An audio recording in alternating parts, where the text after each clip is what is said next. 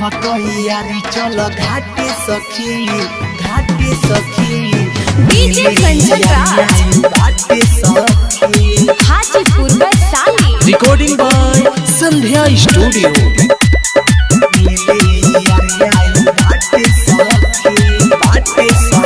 सुनया गइल बाटे रुकब के फोन कहिले रलाऊ होयब के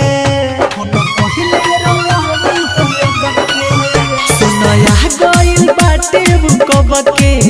फोन कहिले रलाऊ होयब के हमर कहरता बेट तू कर जनी लेट हमर कहरता बेट तू कर जनी लेट ना तो लागी उडाटे सखी होखत यारी चल घाटे सखी मिले यारी आइल बाटे सखी होखत यारी चल घाटे सखी मिले यारी आइल बाटे सखी डीजे कंचन राज मिले यारी आइल हाजीपुर वैशाली। होखत यारी चल घाटे सखी मिले यारी आइल बाटे सखी हवे बुहुंड जाई अबे खिसियाई करब जे फोन त नाही बतियाई ढेर दिन प मिलल बा मिले के मौका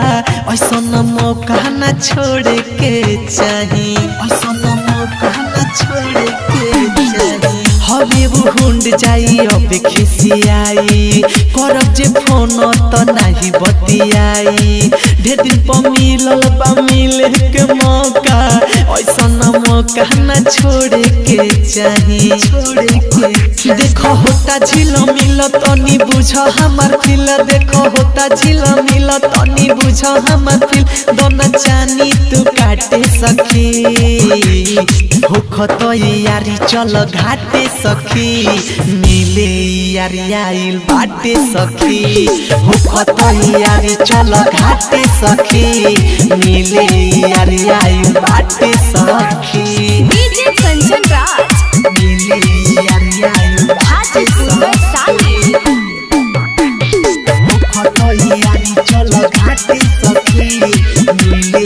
यारी आइल बाटे सखी घूमी घूमी हमके जो हत होई राइटन मुकेश के सिवाना बाटे कोई देखो ना हो खता और अघ के बेरा सुन ये सखी अबे दे बरोई सुन ये सखी अबे दे बरोई घूमी घूमी हमके जो हता होई राइटन मुकेश के सिवाना बाटे कोई देखो ना हो खता और अघ के बेरा सुन ये सखी अबे दे बरोई